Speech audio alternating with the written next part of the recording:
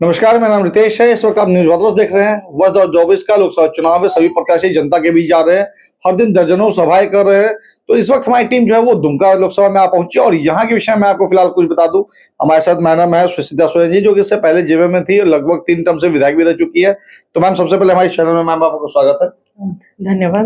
Ma'am, क्या कुछ मन भंग हुआ, मोह भंग हुआ जो आपने जेबीएम का दम छोड़ करके बीजेपी का टिकट से अपने चुनाव लड़ने का निर्णय लिया? और देखिए ये जो बातें हैं बहुत लंबी बातें हैं और मोह भंग होने का बहुत सारे कारण है। क्योंकि इस पार्टी जेएमएम पार्टी को जो है ना, मेरे स्वर्गीय दुर्गा सोरेन जी जी जो है कि पूरे तरह से पूरे संगठन बनाए और अलग झारखंड अलग राज्य की जो लड़ाई है उस लड़ाई को दिल्ली तक लेकर के गए और झारखंड अलग राज्य बना भी। और उनको पार्टी ने सम्मान नहीं दिया। स्वर्गीय दुर्गा सोरेन जी को पार्टी ने सम्मान नहीं दिया और मुझे भी जिस तरह से हम 14 साल तक विधायक रहे, हमको भी किसी तरह से सम्मान नहीं मिला है पार्टी के द्वारा। और जो हमसे जो छोटे हैं, जो देवर है देवरानी है, पूरे तरह से पार्टी को हाईजैक कर लिए हैं। आप लोग जिस तरह से जानते ही हैं कि मुखिया जो हेमंत जी थे, पूर्व मुख्यमंत्री, उन्होंने भी हमको हमेशा संगठन से और पार्टी से अलग थलग ही रखे हैं। पूरे झारखंड वासी ये सब कुछ जानते हैं। पहले सब कुछ ठीक ठाक चलता था क्योंकि गुरुजी का जो मेरे ससुर जी हैं, उनका तबीयत ठीक ठाक था और उन्हीं के मतलब उन वो वही एक परिवार में जो है कि हमको बहुत मानते थे। अभी पूरे तरह से उनका बात भी नहीं चलता है पार्टी में। सभी जो भी बातें आती है संगठन का जो भी निर्णय लेते हैं, बाकी सारे लोग लेते हैं। और जिस तरह के हम घर की बड़ी बहू है, बड़ी बहू के नाते जो सम्मान मिलना चाहिए था वो सम्मान भी हमको नहीं मिला। मैम, इससे पहले आप जेएमएम में थी, अभी जो यहाँ के वर्तमान जो लोकसभा टिकट से जेएमएम से लड़ रहे हैं नलिनी सोरेन जी, वो भी जेएमएम से है। तो कहीं ना कहीं जनता कहीं असमंजस में तो नहीं है इस चीज को लेकर के? देखिए, जनता असमंजस में नहीं है। इसलिए हम ये कह रहे हैं कि 14 साल के दरमियान मेरे साथ जो भी हुआ है, पूरा पूरा पब्लिक जान रही है सब कुछ। क्योंकि हमेशा पब्लिक का इच्छा भी रहा है कि जामा विधानसभा जो है कि 3 टर्म का हम विधायक हैं और हमेशा जनता ने हमको प्यार दिया है और उस सीट से 3-3 बार हमको जीत दिए हैं। उनका भी इच्छा रहता था कि इस विधानसभा के जो हमारे उनके विधायक हैं, वो एक बार मंत्री पद उनको भी मिले। इसके लिए कई बार पार्टी के जो कार्यकारिणी अध्यक्ष से भी कई संगठनिक लोगों ने बात भी की है, लेकिन हमेशा यही बोलते थे कि ये घर की बातें हैं, हम लोग देख लेंगे। हमेशा जो भी कोई अगर बात करे तो बोलते घर की बातें हैं, हम लोग देख लेंगे, यही कह करके हमेशा टाल दिया जाता था। जमा विधानसभा से विधायक रही मैम, काफी उसमें क्षेत्रफल जो कम था, अभी जो आप चुनाव लड़ने आ रहे हैं उसका काफी क्षेत्रफल बढ़ा है। तो अभी जो क्षेत्रफल उसका काफी मैम बढ़ा है लोकसभा का, ठीक है। तो अब इसको लेकर के जनता के बीच जा रही है, उनकी समस्याओं सुने, क्या कुछ लग रहा है? लंबे समय से यहाँ जेएमएम के लोकसभा टिकट है वो विजयी होते आ रहे हैं, आपको क्या चुनौतियां मिल रही है? देखिए, कोई चुनौतियाँ नहीं है। आप जिस तरह से बोले कि जो लोकसभा क्षेत्र का जो क्षेत्रफल है बहुत बड़ा है, सही में बहुत बड़ा है।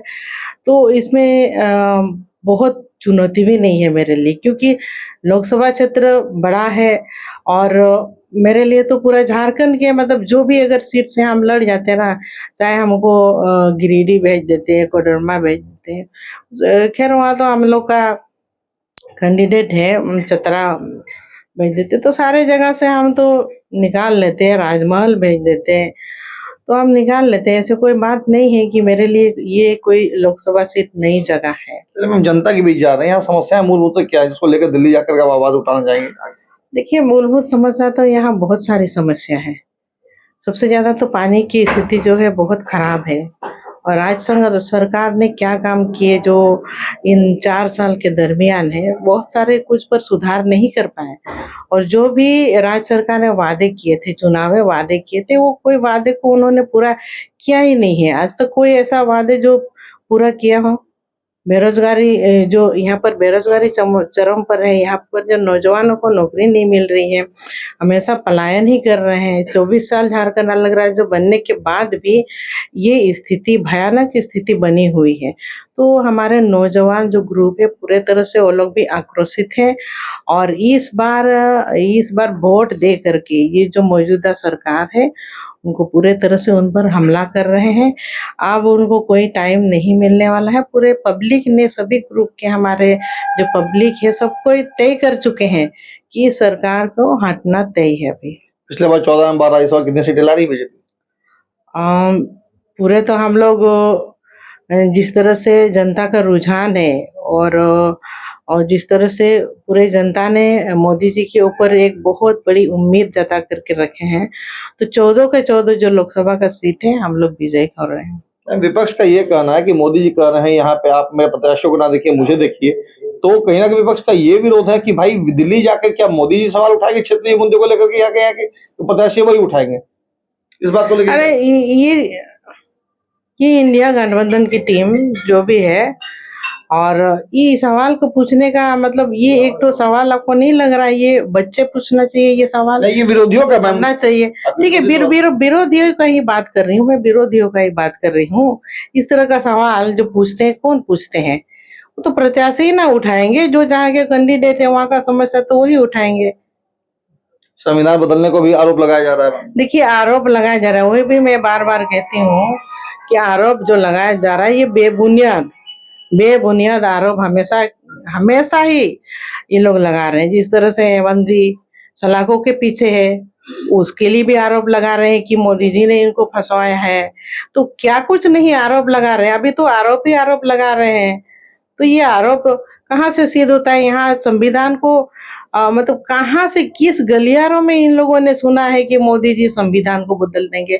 वो अपना इतना लंबा इंटरव्यू पर उसने सब कुछ क्लियर कर चुका है, संविधान का उनको किस तरह से रक्षा करना है पूरे क्लियर कर चुके हैं। तो पब्लिक भी ये जान ले और विपक्ष भी जान ले, जो बार बार मंच से हमेशा यही चीज बोलते हैं, क्योंकि उन लोग के पास कोई मुद्दा ही नहीं है ना बोलने के लिए, इसलिए बार बार बोल रहे हैं ये सब। चलिए, आखिरी सवाल मैम कि आज मतदान यहाँ हो रहे हैं, 5वां मतदान है, लगभग आपके 5-6 दिन बाद आपके भी जो मतदान होने वाले, आने वाले युवाओं को क्या कुछ संदेश देना चाहेंगे मतदान के समय का, कि कहीं वो भ्रमित ना हो, आने वाले किस प्रत्याशी को चुने, क्या कुछ संदेश हमें चैनल के माध्यम से देंगे? हम तो आपके माध्यम से यही संदेश देना चाहेंगे कि पूरा वोटिंग जो पोलिंग प्रतिशत जो है कि पूरा बढ़ना चाहिए, क्योंकि हम अपने हक और अधिकार के लिए वोट कर रहे हैं।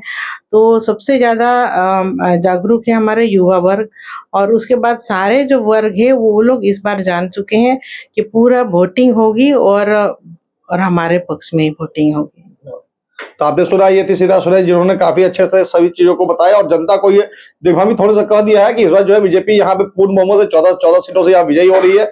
और विपक्ष को इन्होंने ये भी कहा, जवाब दिया कि विपक्ष का आरोप लगाना ही हमेशा काम रख गया, काम कभी उन्होंने दातल में करते तो जनता मालिक उन्हें हमेशा चुन के आगे बढ़ाती, लेकिन ऐसा नहीं हुआ है। चलिए मैम, हमारी भी शुभकामनाएं कि आप जीत के संसद भवन पहुंचे और यहाँ की जनता की जितनी समस्या है उसको लेकर दिल्ली तक आप आवाज उठाए। चलिए फिलहाल ऐसे तमाम खबरें बन रहे हैं हमारे साथ। मैं दुमका।